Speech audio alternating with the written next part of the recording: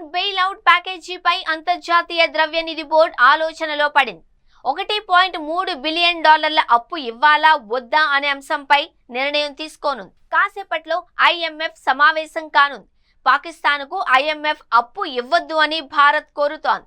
పాకిస్తాన్కు ఎట్టి పరిస్థితుల్లోనూ బెయిల్అవుట్ ప్యాకేజీ నిధులు విడుదల చేయవద్దు అని భారత్ డిమాండ్ చేస్తోంది.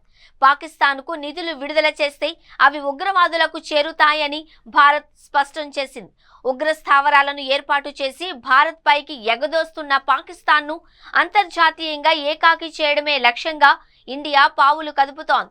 మరోవైపు పాకిస్తాన్ IMF నుండి తీసుకున్న నిధులను దారి మళ్లిస్తున్నట్టు తగిన ఆధారాలను కూడా భారత్ సమర్పించిన సంగతి తెలిసిందే.